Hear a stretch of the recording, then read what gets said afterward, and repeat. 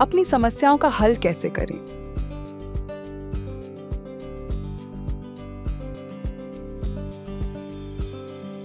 हम में से कई लोग अपनी सबसे बड़ी समस्याओं को छुपा लेते हैं, क्योंकि कुछ बड़ा, जटिल और पूरी तरह से न समझ में आने वाला हल करना बहुत कठिन और भारी लगता है। क्या आप खुद को छोटे छोटे कामों में व्यस्त रखते हैं और असली समस्या का सामना करने से बचते हैं? क्या आप अपनी समस्याओं को दूसरों पर डाल देते हैं और उम्मीद करते हैं कि वे इसे सुलझा लेंगे? या फिर आप अपनी समस्याओं को नजरअंदाज कर देते हैं, यह सोचकर कि शायद कोई इसे देखेगा नहीं और ये अपने आप ठीक हो जाएगी?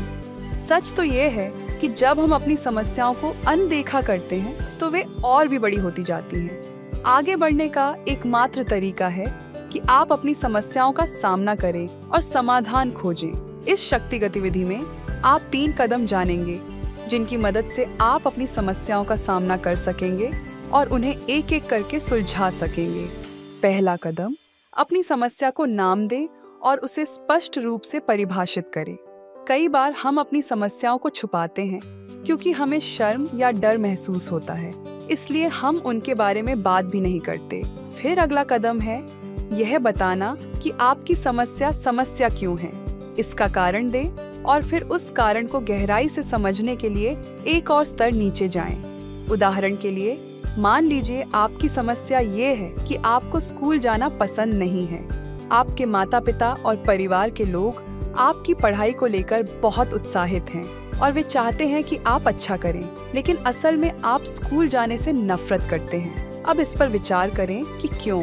शायद स्कूल जाने के बाद हर दिन आपके सिर में दर्द होता है और आप थका हुआ महसूस करते हैं। अब इस पर और गहराई से सोचें, आपको सिरदर्द और थकान क्यों होती है? हो सकता है कि आप क्लासरूम के पीछे बैठते हैं, आपकी आंखें ठीक से नहीं देख पाती और इससे आपको सिरदर्द होता है। अब यह पूछें, ऐसा क्यों हो रहा है? शायद आपको आंखों की जांच करवानी चाहिए। हो सकता है कि चश्मा पहनने या क्लास के सामने बैठने से आपकी समस्या का समाधान हो जाए। इस तरह जब आप कदम दर कदम गहराई में जाते हैं, खुद से सवाल पूछते हैं क्यों, तो आप अपनी समस्या की जड़ तक पहुंच सकते हैं और उसका समाधान ढूंढ सकते हैं। तीसरा कदम, समस्या के उस हिस्से को चुनें जिसे आप ठीक कर सकते हैं। अब मैं आपको 4 तरीके बताऊंगा जिनसे आप समस्या को हल करना शुरू कर सकते हैं। 1. अपनी समस्या के बारे में लोगों को बताएं। जब आप इसे नाम देते हैं और इसके बारे में बात करते हैं तो आप इसे बेहतर समझ पाते हैं। 2. किसी ऐसे व्यक्ति से मदद मांगे जिसने पहले इस समस्या का सामना किया हो और उसे सुलझा लिया हो। उनसे पूछें, आपने इसे कैसे हल किया। 3. कभी कभी आपको खुलकर बोलना पड़ता है। अगर कोई व्यक्ति आपकी समस्या का कारण है तो आपको उन्हें बताना होगा कि वे रुके। अपनी भावनाओं के बारे में ईमानदारी से बताएं। 4. कुछ समस्याओं को सुलझाने में समय लगता है। ऐसे में उन लोगों को खोजें जिनकी समस्या आप जैसी है। मिलकर बात करें, एक दूसरे की मदद करें और धीरे धीरे समाधान निकालें।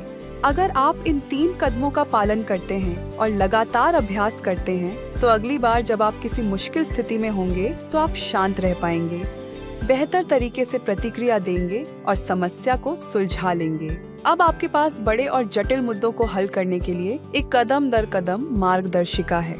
गहराई में जाएं, समस्या की जड़ तक पहुंचें और फिर समाधान खोजें। आपके पास समस्याओं को हल करने के लिए 4 तरीके भी हैं।